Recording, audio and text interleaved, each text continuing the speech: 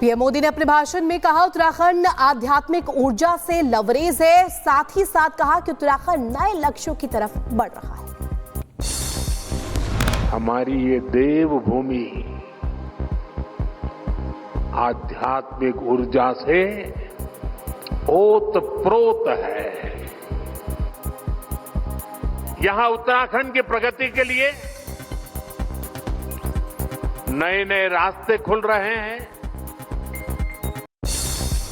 विदेश मंत्री doctor S Jaishankar का बयान, कहा हम रुपए के अंतर्राष्ट्रीयकरण को बढ़ावा दे रहे हैं, एक्टिव रूप से भारत का वैश्वीकरण कर रहे हैं।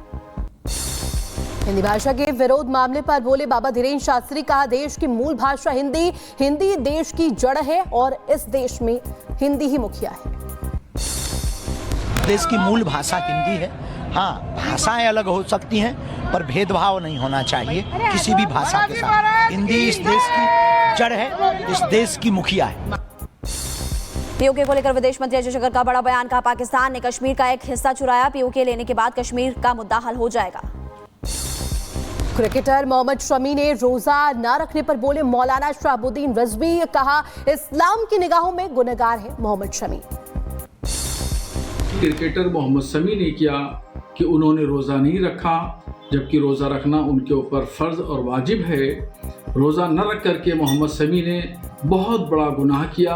शरीयत की नजर में ये मुजरिम है। अरब आसमे के औरंगजेब वाले बयान को लेकर मौलाना शहाबुद्दीन रिजवी ने समर्थन किया और कहा कि आजमी ने जो कुछ भी कहा है वो उनका अपना नजरिया है। बीजेपी विधायक ने की खालिद अनवर की सदस्यता रद्द करने की मांग। खालिद ने औरंगजेब को बताया था अच्छा शासन। हरिभूषण ठाकुर ने कहा ऐसे क्रूर शासक का गुणगान करने वाले का भारत और बिहार में कोई स्थान नहीं। निश्चित रूप से कानूनी कार्रवाई हो। संसद अभी विधान परिषद में है, उनको निलंबन किया जाए, उनकी सदस्यता समाप्त की जाए। महाराष्ट्र के गृह राज्य मंत्री योगेश कदम के खिलाफ विरोध प्रदर्शन। पुणे सर्वगेट रेप मामले को लेकर विपक्ष ने विरोध भी जताया। यूपी एसटीएफ और पंजाब पुलिस की संयुक्त कार्रवाई, कौशांबी से आतंकी लजार मसीह को गिरफ्तार किया। पाकिस्तानी खुफिया एजेंसी आईएसआई से सीधे संपर्क में संदिग्ध था और पंजाब के अमृतसर का रहने वाला बताया जा रहा आतंकी लजार। बब्बर खालसा आतंकी से बरामद बम किया गया डिफ्यूज। उत्तर प्रदेश के कौशांबी से गिरफ्तार हुआ आतंकी पिछले साल पंजाब से फरार हुआ था आतंकी। Babbar Khalsa international and ISO module का जो ऑपरेटिव था वो यूपी से गिरफ्तार हुआ है, जिसका नाम लाजर मसीह सन ऑफ कुलविंदर सिंह है। ये पीएस रमदास अमृतसर का रहने वाला है। कौशांबी से हुए आतंकी की गिरफ्तारी पर ओपी राजभर का बयान, कहा यहाँ कानून का राज है और कोई भी अपराधी अपराध करेगा तो बचेगा नहीं है। यहाँ कानून का राज है यूपी में। कोई भी अपराधी अपराध करेगा तो वो बचेगा नहीं। उत्तर प्रदेश में आतंकी की गिरफ्तारी पर दानिश आजाद का बयान आया सामने। कहा देश की मोदी सरकार और प्रदेश की सरकार योगी सरकार दोनों का टारगेट है भयमुक्त माहौल देना। सपा ने हमेशा देश को भटकाने का काम किया है। देखिए, देश की हमारी मोदी सरकार या उत्तर प्रदेश की हमारी योगी सरकार, ये अपराध के प्रति जीरो टॉलरेंस की नीति अपनाने वाली सरकार है। यूपी से आतंकी को पकड़े जाने पर बोले बीजेपी नेता आरपी सिंह और कहा खालिस्तानी जहां भी छिपे हैं उनको पकड़ा जरूर जाएगा।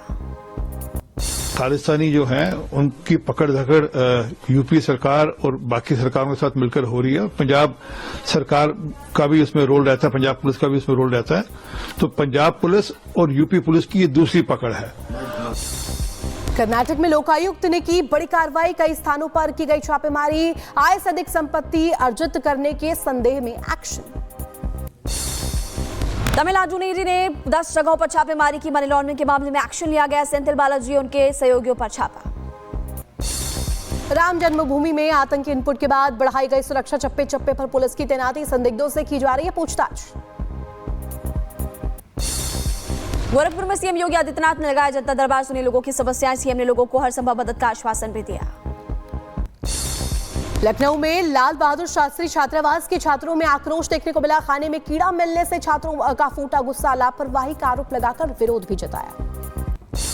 यूपी के संबल में होली से पहले रंगों की भारी मांग और होली के तैयार किए गए विशेष हर्बल रंग भी।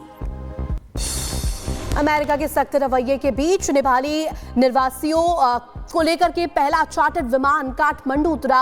8 नेपाली नागरिकों के एक समूह को अमेरिका से वापस काठमांडू भेजा गया। उत्तर प्रदेश के बागपत में हादसा, चाय की दुकान में ब्लास्ट हुआ सिलेंडर और हादसे में कोई जानहानि नहीं हुई। झारखंड में आग का तांडव, उधवा में 3 घरों के अंदर लगी भीषण आग, पीड़ित परिवारों ने लगाई मदद की गुहार। यूपी के रायबरेली में 11,000 हाई टेंशन लाइंस में शॉर्ट सर्किट हुआ, खेत में नजर आया आग का तांडव और गांव वालों में हड़कंप मचा। उत्तर प्रदेश के फिरोजाबाद में पुलिस को मिली बड़ी कामयाबी, पुलिस और बदमाशों के बीच हुई मुठभेड़, 10,000 का इनामी बदमाश गिरफ्तार किया गया। दिल्ली में क्राइम ब्रांच की टीम को मिली बड़ी सफलता और यहां पर एक गिरफ्तारी हुई है। आपको बता दें कि 3 बदमाशों को गिरफ्तार किया गया। और वही उत्तर प्रदेश के रायबरेली में ट्रैक्टर चालक से मारपीट के मामले में एक्शन लिया गया, पुलिस ने 3 आरोपियों को गिरफ्तार किया। हरिद्वार मामूली बात पर जमकर बवाल हुआ, 2 पक्षों में चले लात घुसे, वीडियो भी वायरल हुआ। उत्तर प्रदेश के बुलंदशहर में पुलिस का ऑपरेशन लंगड़ा लगातार जारी, 14 लाख रुपए की लूट में वांछित लुटेरों को गिरफ्तार किया गया। यूपी के बुलंदशहर में खाद्य विभाग की टीम ने की बड़ी कार्रवाई, खुर्जा के प्रसिद्ध आदर्श नमकीन के गोदाम में छापा मारा। यूपी के रायबरेली में दबंगों ने किसान के साथ मारपीट की, एक किसान की हुई मौत, परिजनों ने आरोपियों के खिलाफ सख्त कार्रवाई की मांग की है। राजस्थान के धौलपुर में युवक की पिटाई का वीडियो सामने आया, खेत से युवक के साथ मारपीट की गई और पुलिस ने इस केस को दर्ज कर तफ्तीश शुरू की। बिहार के मुजफ्फरपुर से मानव तस्करी का मामला आया सामने, एक महिला और उसके बच्चे का नहीं मिल रहा है सुराग, मामले की जांच पड़ताल लगातार जारी। रूस ने यूक्रेन की एक और बस्ती पर नियंत्रण का दावा किया, दूसरी तरफ यूक्रेन ने रूसी हमलों के विफल होने की भी बात कही। फ्रांस के राष्ट्रपति इमैनुअल मैक्रों ने यूरोपीय सहयोगियों के साथ चर्चा की, रूस के खतरों से निपटने के लिए भी चर्चा की गई। अंतरिक्ष यात्रियों की वापसी को लेकर एलन मस्क का ट्वीट लिखा कि ट्रंप के आदेश अनुसार अंतरिक्ष यात्रियों को वापस लाने की कर रहे हैं तैयारी। अमेरिकी राष्ट्रपति ट्रंप ने हमास को लेकर चेतावनी दी, कहा सभी बंधकों को रिहा करें, साथ ही जिन लोगों की हत्या हुई है उनके शव भी लौटाएं। अमेरिकी राष्ट्रपति डोनाल्ड ट्रंप ने 13 अमेरिकी नायकों के परिवार वालों को दिलाया न्याय। अफगानिस्तान वापसी में मारे गए थे कई लोग और प्रेस सचिव कैरोलिन लेविट ने आभार भी जताया। कनाडा में बवंडर ने मचाई तबाही, कैमरे में कैद हुई भयानक तस्वीर, तूफान की वजह से इमारत की छत को पहुंचा नुकसान। इजराइल को लेकर संयुक्त राष्ट्र मानवाधिकार कार्यालय का बयान, कहा कि इजराइल ने मानवीय आपूर्ति को संयुक्त राष्ट्र को देने का वादा किया है।